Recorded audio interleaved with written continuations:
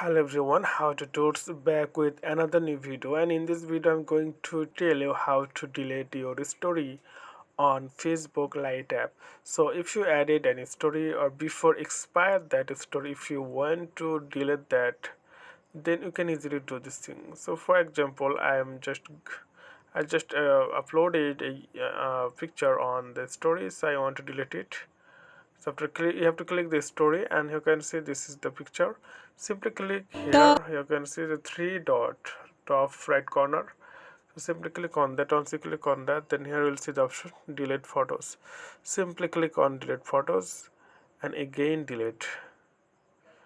Then your story will be deleted before 24 hours or before expired. So okay friend, I hope this video was helpful for you. So today is no more, and thank you for watching the video.